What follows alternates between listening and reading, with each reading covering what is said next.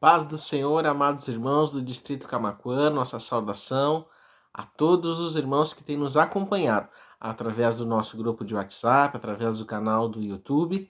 E nós estamos nesta noite de domingo celebrando ao Senhor pela oportunidade que Ele nos dá, mesmo que cada um no seu lar, se resguardando, cuidando da sua família, mas permanecemos como igreja, como corpo de Cristo, e vamos juntos meditar na palavra de Deus, para que a palavra de Deus possa nos edificar, possa nos confortar e possa nos tornar mais parecidos com Cristo.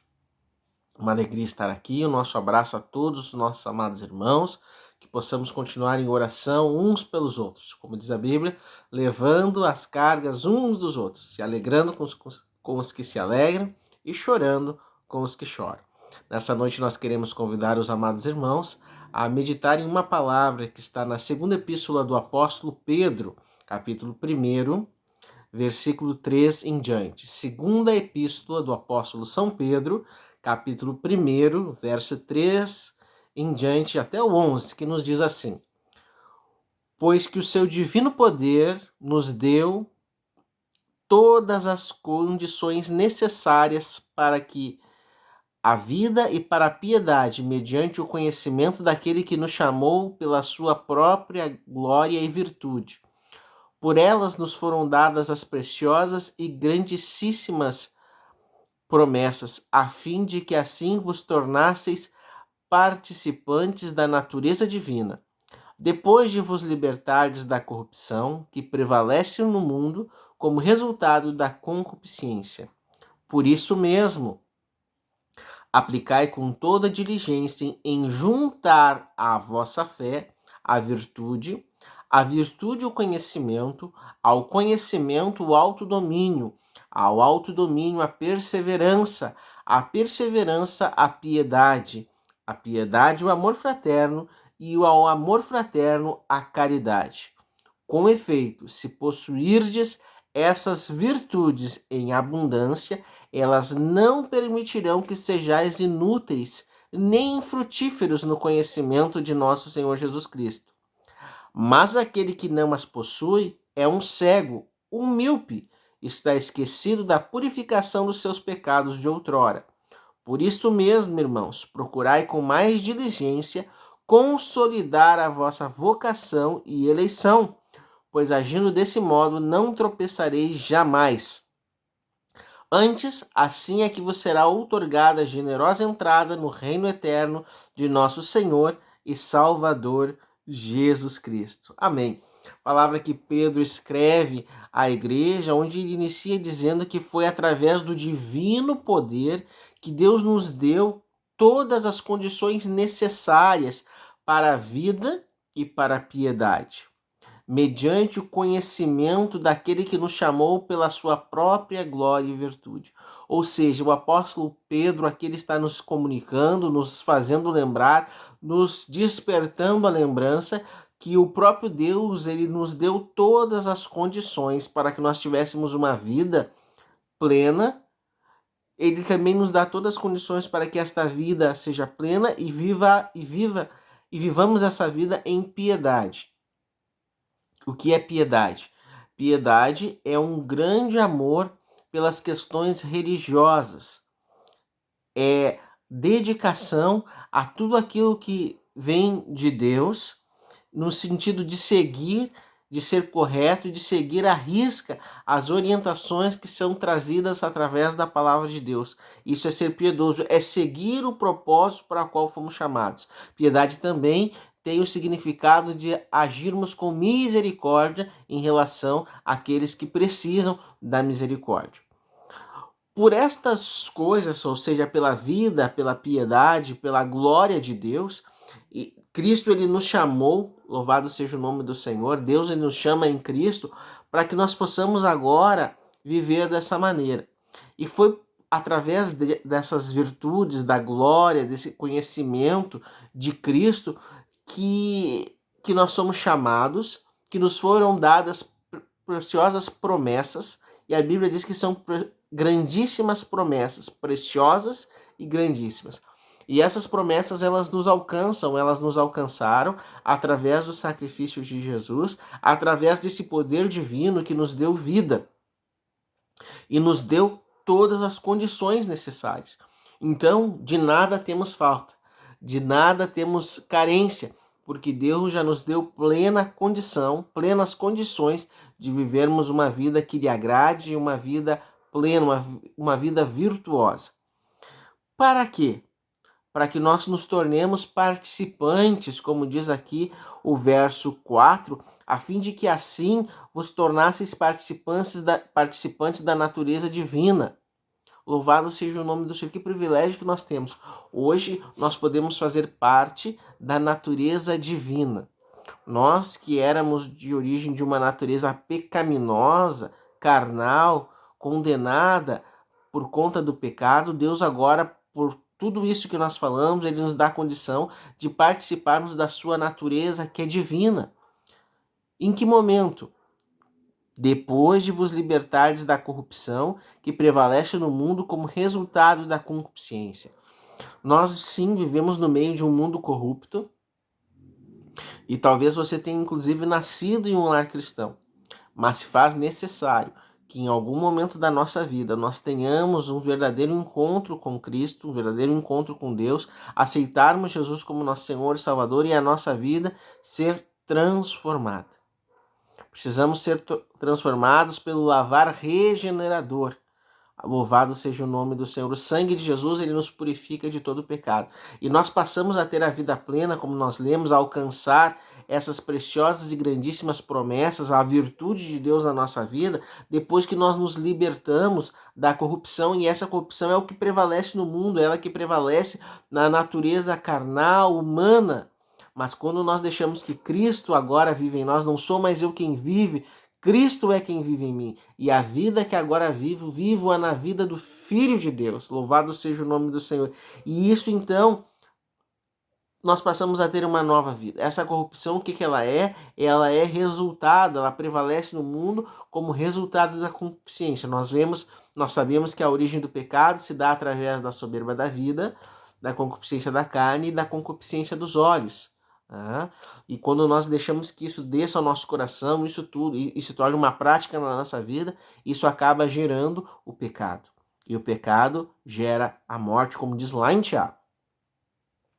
Mas o apóstolo Pedro, ele segue dizendo, então depois de tudo isso, de nós entendermos que através do divino amor de Deus, do seu divino poder, de que Ele tem nos dado todas essas condições para que nós tenhamos uma vida plena, uma vida virtuosa, abandonando a corrupção que prevalece sobre o mundo por causa da concupiscência, nós agora fazemos parte, aleluia, somos participantes da natureza divina.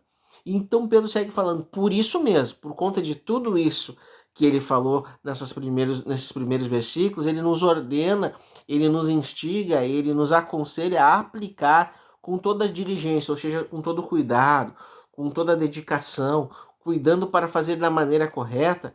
Em juntar, já temos a fé. Acreditamos em Cristo como Senhor e Salvador da nossa vida. Acreditamos, aceitamos Ele como nosso Salvador. Mas agora nós precisamos acrescentar a essa fé a virtude.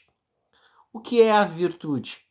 A virtude se refere a tudo que segue um padrão estabelecido. É se conformar a um padrão estabelecido, um padrão de moral, um padrão religioso, no caso de nós que somos cristãos, um padrão religioso, um padrão moral, um padrão espiritual. É se conformar a um padrão estabelecido. Um padrão de moral, de bons costumes, um padrão da forma que falamos, da forma como vivemos, da maneira como agimos, da maneira como negociamos, da maneira como trabalhamos, tudo está relacionado a isso. Então, Pedro diz que nós precisamos associar, juntar, e ele usa exatamente essa expressão, juntar a nossa fé. A primeira coisa que nós temos é a fé, porque através do Espírito Santo nos convence, né, que somos pecadores, que há um juízo e que há uma justiça de Deus. Acreditamos em Jesus como nosso Salvador. Agora precisamos acrescentar para seguir caminhando e crescendo na presença de Deus, conhecendo a Ele. E a primeira coisa que Pedro diz que nós precisamos acrescentar é a virtude. Então, como eu falei para vocês, a definição de virtude é essa: é se conformar aos padrões estabelecidos por Deus. Se escolhemos a igreja A, B ou C, vamos nos conformar, além de todo o padrão estabelecido por Deus, também nos conformamos àquele padrão estabelecido pela igreja onde nós servimos, o que faz com que nós nos tornemos obedientes, no sentido que estamos nos submetendo àqueles que estão nos conduzindo a sermos mais parecidos com Cristo. É interessante isso, que nós precisamos adquirir, buscar essa virtude, e essa virtude de nos conformar. A Bíblia diz que nós não vos conformeis, né, com este mundo, mas tenhamos a nossa mente renovada, ou seja, nós precisamos nos renovar dia a dia e nos conformar dia a dia, sim, à vontade do Pai, aquilo que Ele estabeleceu na sua palavra, não a costumes de homens, não a coisas estabelecidas para nos escravizar, mas aquilo que realmente tem base bíblica, aquilo que realmente é a vontade de Deus. Então isso que é virtude. Depois que nós adquirimos a fé e a virtude, Pedro chega dizendo, então adicionamos a nossa fé à virtude. E agora a virtude nós vamos adicionar o quê? O conhecimento. Que conhecimento é esse? É o conhecimento da palavra.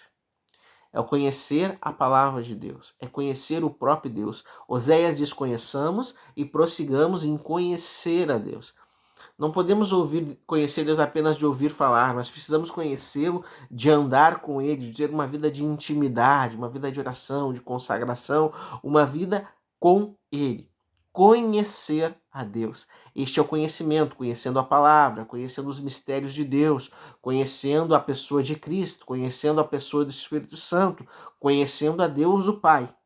Não num relacionamento superficial, não num relacionamento apenas de troca, de negociação, de barganha, mas conhecer a Deus, de fato. Conhecer quem Ele é. Conhecer inteiramente o nosso Senhor e Salvador. Louvado seja o nome do Senhor. Então Pedro diz que nós precisamos adquirir esse conhecimento, ou seja, ir acrescentando. A fé acrescentamos a virtude acrescentamos o conhecimento, ao conhecimento nós acrescentamos o autodomínio, ou o domínio próprio. É interessante que quando nós adquirimos a fé em Deus, confiamos que Ele cuida de nós, temos a virtude, ou seja, nós nos conformamos aos padrões estabelecidos por Deus. Começamos a adquirir o conhecimento. E quando fala em virtude, não é apenas se conformar, mas é também se sujeitar ao padrão estabelecido por Deus, que é de suma importância. Sujeitai-vos a Deus, resisti ao diabo, e ele fugirá de vós. Louvado seja o nome do Senhor. Então, a partir daí, buscamos então o conhecimento de Deus, da sua palavra, e com isso também nós acrescentamos o autodomínio, ou domínio próprio, o que faz com que nós possamos cuidar da nossa vontade, da nossa volição, dos nossos impulsos, a partir daquilo em que nós acreditamos através da fé, daquilo que nós nos conformamos e daquilo que nós conhecemos que é a verdade. A Bíblia diz: conhecereis a verdade e a verdade vos libertará. O que faz com que agora eu possa assim ter condição de ter domínio próprio, porque eu já não sou mais dominado por uma emoção, por uma explosão do meu temperamento, da minha personalidade talvez, mas eu consigo agora, conformado e adquirindo essas virtudes de Deus na minha vida, conhecendo a vontade dele, eu passo agora a ter autodomínio, ou seja, eu passo a ter domínio próprio. Eu não sou mais dominado pelos meus impulsos, eu não sou mais dominado pela minha vontade, eu não sou mais dominado pelos vícios que antes me dominavam, mas eu agora, tendo a fé, a virtude, o conhecimento, e agora desenvolvendo o autodomínio ou domínio próprio, eu passo a ter cada vez mais uma vida plena na minha vida. Louvado seja o nome do Senhor. Depois disso eu acrescento a tudo isso, depois do autodomínio, do domínio próprio, eu acrescento então o que é a perseverança. Ou seja, eu não sou mais aquela pessoa que desistia facilmente. Eu não sou mais aquela pessoa que começava um projeto, que começava um trabalho na igreja, que começava um trabalho lá fora, inclusive, e nunca ia ao fim, nunca terminava, nunca avançava.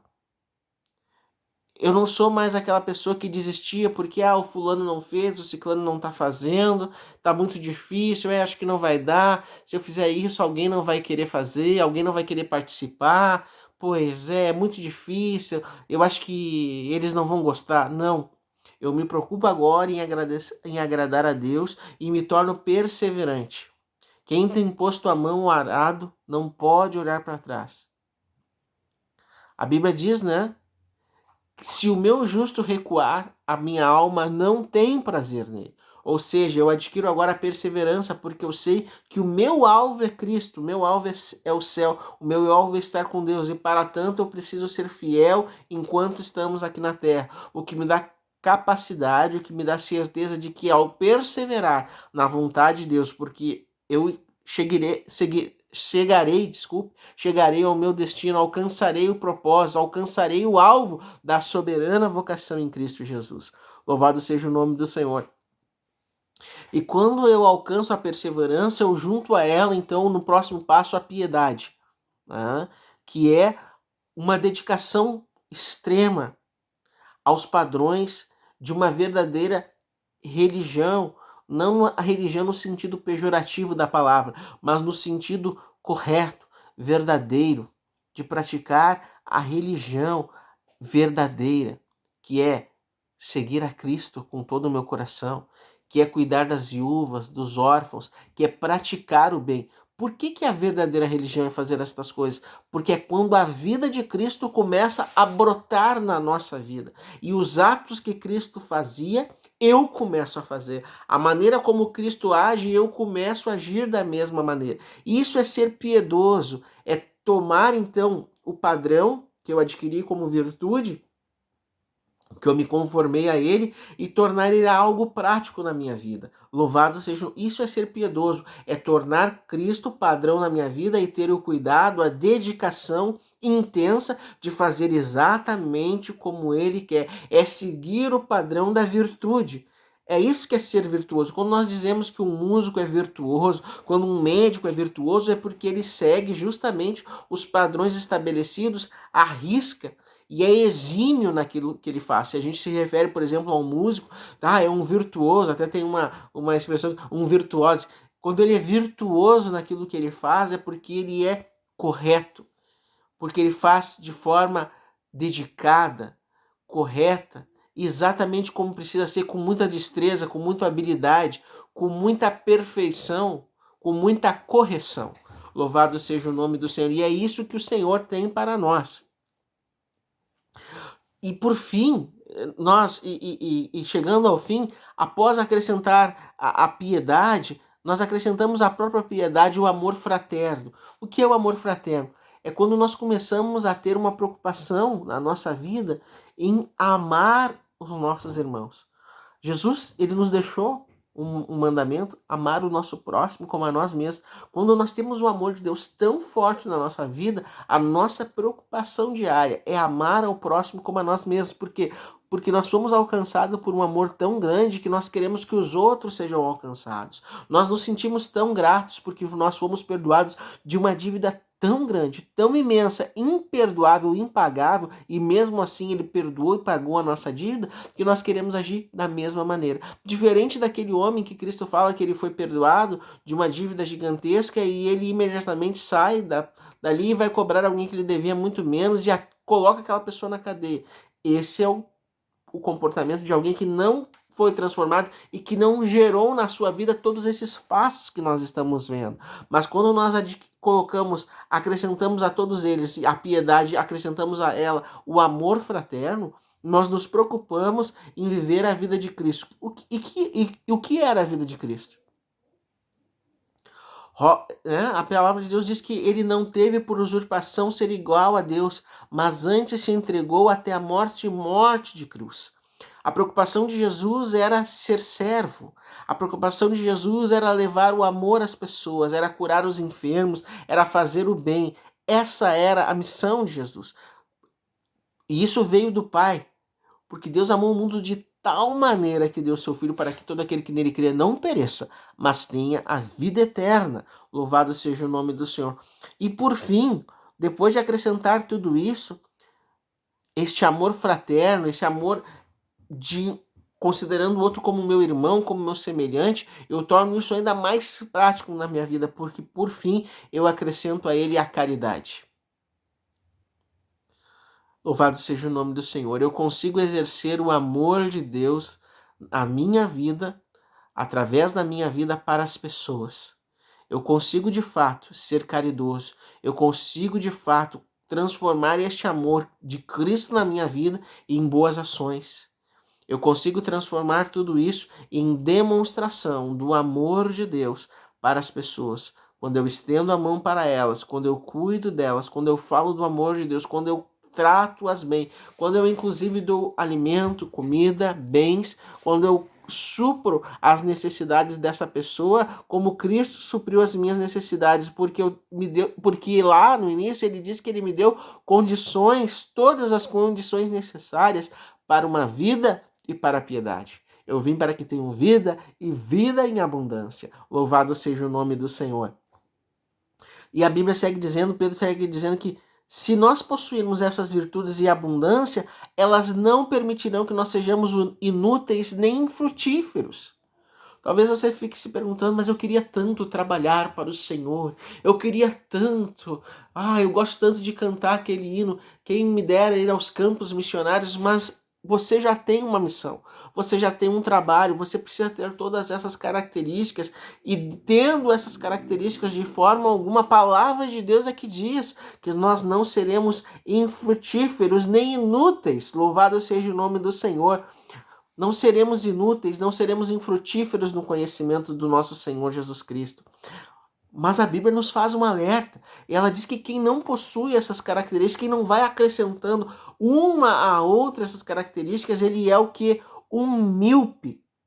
Ele é um cego, ele está esquecido da purificação dos pecados, ou seja, ele torna infrutífero, ele torna sem efeito o sacrifício de Jesus ali na cruz, porque ele se esquece que ele foi purificado dos seus pecados, foi tirado da velha vida, da velha natureza, e Deus o colocou agora numa outra condição para que ele viva a vida plena. Então ele começa a invalidar o sacrifício de Jesus quando ele não se lembra, quando ele não possui, quando ele se torna esquecido, quando ele não enxerga, como diz aqui, um míope em relação à purificação dos seus pecados, a sua condição de outrora. Louvado seja o nome do Senhor. Por isso mesmo, irmãos, procurai com muito mais diligência consolidar a vossa vocação e eleição. Nós precisamos a cada dia consolidar. O que é consolidar? Tornar firme, completo, estabelecido a nossa vocação e eleição. Somos vocacionados pelo Senhor, capacitados para uma missão, para um trabalho. Onde quer que nós estejamos, nós temos uma vocação, que é pregar o evangelho a toda criatura. E fomos eleitos para isso. Fomos escolhidos. Ele nos escolheu. Nós somos eleitos em Cristo. Em Cristo nós somos eleitos. Nós somos eleitos. Ele nos escolheu e ele nos elegeu em Cristo. Então não esqueça, você tem uma vocação, você tem um chamado, você foi eleito, ou seja, você foi escolhido para isso. Não sejamos inúteis, não sejamos infrutíferos, mas ele nos deu todas as condições de nós sermos úteis, frutíferos para o reino de Deus. Dessa maneira, nós não tropeçaremos jamais quando a cada dia nós buscamos a consolidação da nossa vocação e da nossa eleição. Nós, agindo dessa maneira, a Bíblia diz, agindo desse modo, não tropeçarei jamais.